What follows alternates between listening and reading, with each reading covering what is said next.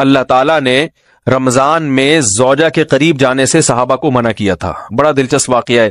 رمضان کی راتوں میں بھی زوجہ کے قریب جانے سے منع کیا تھا. ایک صحابی تھے، وہ رات میں کہیں چلے گئے. اب بڑے پریشان ہوئے، رسول اللہ صلی اللہ علیہ وسلم کے پاس آئے، عرض کیا یا رسول اللہ مجھ سے غلطی ہوئی، رمضان کی رات میں نے اپنی زوجہ کے قریب چلا. آپ نے فرمایا کیوں؟ وہ بڑا دلچسپ واقعہ ہے، بس بظاہر تھوڑا حیا کے خلاف بھی ہے لیکن اتنا بھی نہیں ہے. وہ کہہ رہے میری زوجہ کہیں پانی بھرنے کے لیے جا رہی تھی، ان کی پنڈلی کھلی تو میری نظر بیوی کی پنڈلی پر پڑی اور میں بس پاگل ہو گیا بیوی کے عشق میں. میں یہ اس لیے بیان کر رہا ہوں کہ جو لوگ نظر کی حفاظت کرتے ہیں وہ بیوی کے عشق میں پاگل ہوتے ہیں. جو دن رات انٹرنیٹ پر پنڈلیاں دیکھتے رہتے ہیں انہیں بیوی کی پنڈلی بھی کیا شکل بھی اچھی نہیں لگتی ان کو. بد نظری کا یہ عذاب ہے، وبال ہے کہ جو اللہ نے گھر میں آپ کے لیے بٹھائی ہے وہ آپ کو اچھی نہیں لگے گی. تو نظر کی حفاظت کیا کرو، اس سے آپ کو اپنی بیوی سے عشق ہوگا، محبت ہوگی. بات آ رہی ہے سمجھ میں؟ تو اب دیکھو کیسا روزے کی حالت ہے. رمضان میں پابندی ہے، اسلام میں حکم تھا جو رمضان میں بیوی سے ہمبستری کرے گا 60 روزے لگاتار رکھنے پڑیں گے. کتنا بڑا جرم، لیکن صحابی سے برداشت نہیں ہوا. صرف زوجہ کے پاؤں پہ نظر پڑی ہے تو وہ کیسے بیوی سے محبت کرتے ہوں گے اور وہ بیوی کے بغیر رہ سکتے ہوں گے. اور آج لوگوں کے فون آتے ہیں، ہماری بیگم جس میگے جاتی ہے اتنی خوشی ہے، ایسا اچھا سا فیل ہوتا ہے، ایسا عجیب سا محسوس ہو رہا ہوتا ہے جیسے آزاد ہو گئے. تو میں کہتا ہوں ظاہر ہے اب تمہیں موقع مل گیا کنڈی لگانے کا، ٹھیک ہے نا، اور آنکھ مٹکے کرنے کا، تو خوش تو ہوگے. تو یہ بھی ایک عذاب ہے جو لبرل لوگ نے جس عذاب میں ڈالا ہوا ہے نا، اس میں عورت کے حقوق نہیں ہے. عورت کے حقوق نظر کی حفاظت میں اور عورت کے پردہ کرنے میں ہے. جب مرد باہر نکلے گا سب پردے میں ہوں گی تو آئے گا کس کے پاس؟ بیگم کے پاس ہی آئے گا. تو اتنے منہ کالا کرنے کے راستے کھول دیے ہیں تو ظاہر ہے پھر کامیاب ازدواجی زندگی نہیں ہوتی. تو نبی کے پاس آئے، عرض کیا یا رسول اللہ میں برداشت نہیں کر پایا. تو آپ مسکرا دیے. تو وہ نبی کے پاس گئے، یا رسول اللہ ایسے ہوا، مجھ سے غلطی ہو گئی. تو آپ نے فرمایا کیوں؟ فرمایا ایسا ہو گیا تھا.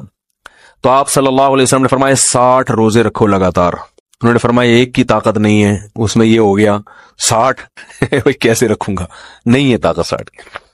آپ نے فرمایا ٹھیک ہے پھر 60 غریبوں کو 2 ٹائم کا کھانا کھلاؤ.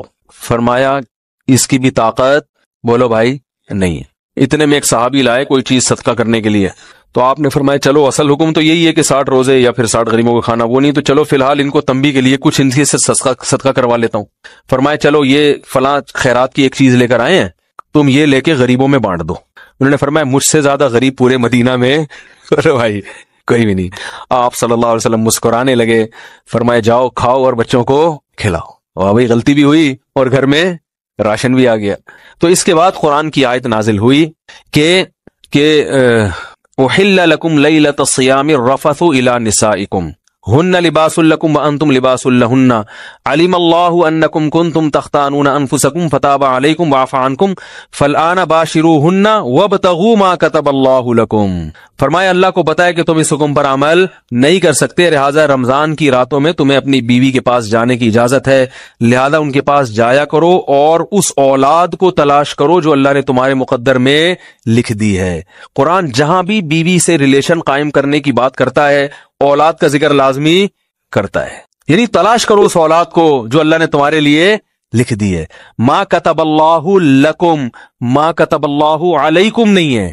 علا کا مطلب تمہارے خلاف، لکم کا مطلب تمہارے فائدے کے لیے. لام عربی میں نفع کے لیے آتا ہے، علا عربی میں ضرر اور نقصان کے لیے آتا ہے.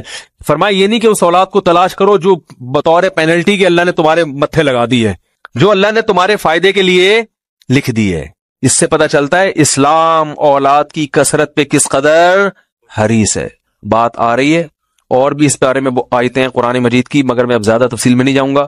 کچھ آیتیں رہ گئی ہیں، کچھ احادیث رہ گئی ہیں، تو وہ انشاءاللہ پھر اگلے